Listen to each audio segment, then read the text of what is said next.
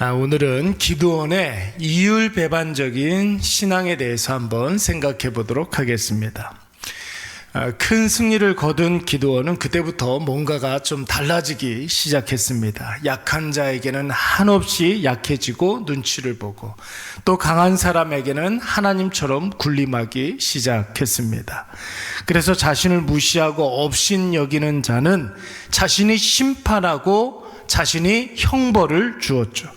하나님의 공의보다는 자신의 개인적인 원한과 복수심에 불타서 적을 잔혹한 방식으로 처단하려고 했습니다. 심지어 이방인들이나 하는 초승달 장식을 자신의 것으로 삼아서 마치 자기가 왕이나 된 것처럼, 마치 자신이 우상이나 된 것처럼 사람들 앞에서 과시하고 의시되기 시작했습니다.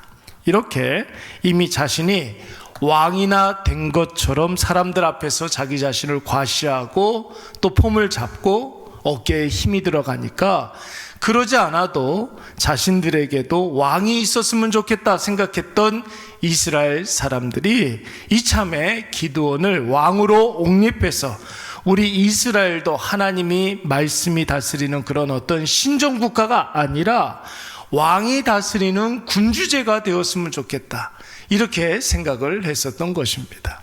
그래서 여러분 22절 말씀에 보니까 여러분 어떤 사람들이 기드온에게 네가 우리를 미디안의 손에서 구원하였으니, 여러분 미디안의 손에서 구원하신 분은 누굽니까?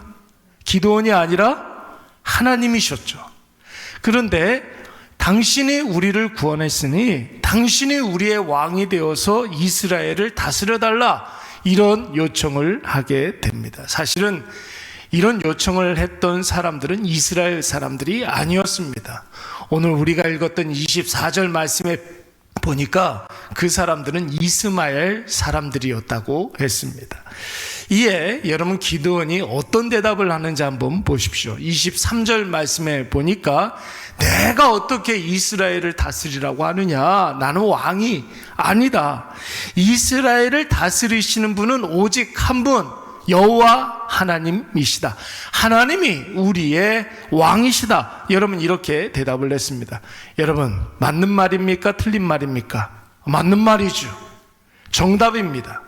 100점짜리 답입니다. 근데 여러분 안다고 해서 그것을 다 행하는 것은 아니지 않습니까? 기드온은 그간에 자신이 경험한 하나님을 통해서 하나님이 어떤 분이신지를 알게 되었습니다. 하나님이 다스리시는 분이구나, 이것을 체험적으로 알았던 사람이었습니다. 그동안 하나님이 하신 일들을 통해서 내가 하는 게 아니다, 하나님이 하시는 것이다, 이것을 여러분 분명히 알았습니다. 하나님이 이스라엘에 다른 나라들처럼 왕을 두시지 않은 이유가 바로 이것이죠. 사사를 통해서 하나님의 뜻을 이스라엘 백성들이 알게끔 하시고 하나님이 하시는 일을 이스라엘 백성들로 하여금 보게 하셨던 것입니다. 그러니까 여러분 이스라엘은 인간 왕이 다스리는 나라가 아니라 하나님이 다스리시는 하나님의 백성이라는 사실을 부단히도 깨닫게 해 주시려고 했던 것입니다. 여러분 이것을 어떻게 기드온이 부인할 수가 있겠습니까? 이것을 우리가 어떻게 부인할 수 있겠습니까? 기드온의 모든 경험상, 자신의 과거의 여러 가지 삶의 경험상 여러분 하나님께서 왕이 되어주시고 하나님이 다스리신다는 사실을 체득하여 기드온이 알았던 것입니다. 그래서 여러분 이스마엘 사람들이, 주변에 있는 사람들이 당신이 이스라엘의 왕이 되어야 합니다, 그렇게 이야기했을 때 아니라고, 나는 왕이 아니라고, 하나님만이 왕이라고, 하나님만이 주관하시는 왕이시라고 이렇게 대답을 했던 것입니다. 그런데 여러분 알기는 잘 알았는데 기드온의 그 이후의 행실들을 한번 보십시오. 24절 말씀에 보시면은 백성들에게 여러분 귀고리를 갖고 오라고 이야기를 합니다. 백성들에게 금부치를 다 걷어가지고 1700세겔이나 되는 금 에봇을 여러분 만들게 됩니다. 금 에봇이라는 것은 뭘 말하는 거냐면, 에봇은 제사장이 가지고 있는 옷 아닙니까? 그 안에 여러분 우림과 둠밈이 있습니다. 하나님의 뜻을 아는데, 그런데 금으로 에봇을 만들었습니다. 자기에게 딱 맞는 자기의 에봇을 만들어서 딱 걸어놨어요. 자기의 권위를 사람들에게 과시하는 것이죠. 또 화려한 장식을 내서 자신의 위치와 자신의 힘을 과시를 하기 시작했고, 또 이후에 우리가 계속해서 살펴보겠지만 아내를 또 얼마나 많이 뒀는지 몰라요.